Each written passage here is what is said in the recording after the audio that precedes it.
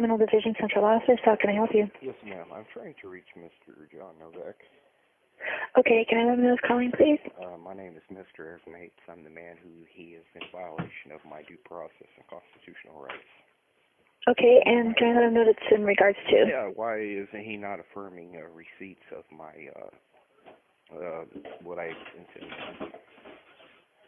Okay, if he doesn't answer, do you want to go to his voicemail, or do you want me to get you back on? It seems rather cruel and unusual and threatening, his actions that have been, where he did violate the Constitution against me, so I would like to speak to the man. Okay, I'm not in his physical office, well, so I don't have any control over that. I am basically just transferring you to his phone. Yes, I'd like to speak to him, though I don't want to leave a message. He's ducking and dodging me when he committed constitutional crimes, and he is being held accountable for them. Okay, hold on just a second. I'll just check if he's in there. Yes.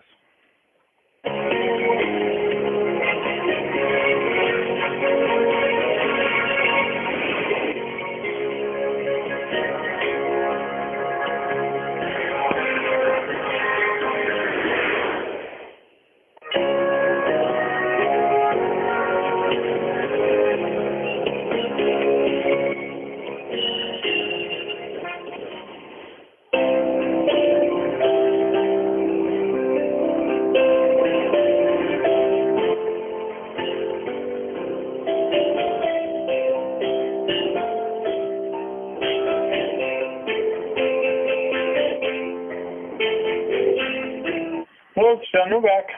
Hi, how are you doing today, Mr. Novak?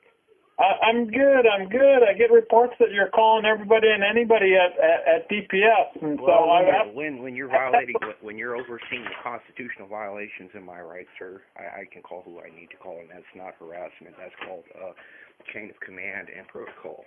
If you want to sit there and argue with me and it costs me over the phone, I can get in a word of edgewise. Well, you're trying to ostracize me, sir. Your comment I find very threatening and ostracizing. And you better keep in mind I am a disabled individual and respect my rights. All right. Can I speak for a minute?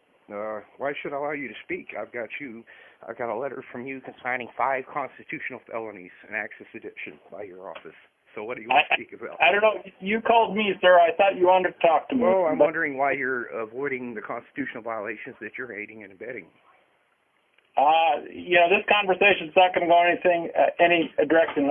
I'm aware of your complaint. It's not a complaint, sir. You disregarded my innocence on records I provided to your division. Therefore, you are aiding and abetting. You are obstructing justice. How about you explain it to the U.S. Senate, where I was assured fairness in an 18-year-old conviction in a case I have open in a court, how you would then accost me and demoralize me and threaten me by leaving me on there longer.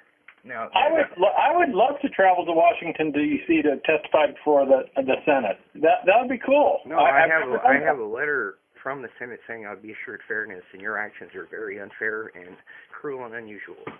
So, just keep that in mind, sir. I'm keeping records of all the neglect, and if you find that threatening, then that means you have something to hide or have done something wrong. Absolutely, I don't find anything you say threatening, and so I'm more than happy. Like I say, I would think it would be really cool. I've never been in the Senate chamber, and I would welcome. Let me ask you, Mr. Novak, have you ever put your own case in a U.S. court without a law degree? Have I ever put my face in a U.S. court without a law degree? Case. I'm sorry, what? Have you ever put your own case in a U.S. court without a law degree? My own case. I've worn the hat of a federal prosecutor. Without a law degree, sir. I have a law degree, so no, I have never. Okay, well, I have. So that should tell you I do know the law and I do know what you're doing is very criminal. Now, I ask for immediate release pursuant to federal laws, which you are impacted by, pursuant to that you do not have immunity like you would like to think, and therefore something needs to be done in immediate recourse to your 5 constitutional violations by your offices that you sent me a certified letter, and by the other 5 access addiction by the employee who sent me a letter with those 5 crimes and access addiction and certified mail. Now, I did forward those over to the United States Courts of Appeals. because there is case laws, even in the Supreme Court of Alaska and in their circuit, saying what you're doing is against the Constitution. Now, if you want to argue that, by all means, go ahead. I'm asking you for immediate relief, recourse for a remedy to the solution which you are obstructing.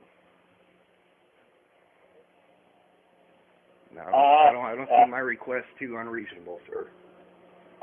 We've talked earlier, probably about a month ago now. I explained to you. And I explained to you if you did add that, you would be violating the Fifth Amendment of the United States and Alaska Constitution, Article 1, Section 9, which state law does not secede Constitution. Therefore, you're not upholding your model code. You are abusing your discretion. You know, but what do I know? I'm studying to become a paralegal, so I don't know nothing what I just said. I don't know nothing about the model code and what you have to uphold. I believe the American Bar Association would probably like to hear how you're sitting there abusing your discretion and violating constitutional laws against an innocent, disabled individual. I'm not a member of the American Bar Association. It doesn't matter. If you're a lawyer, you have to be a member or you're practicing illegally. So good. I'm glad you said that. I have that recorded. You have a good day, and I will be reporting this to the proper authorities because you're illegally practicing. Out of the scope of the American Bar Association, which is for all attorneys in the country. Have a great day.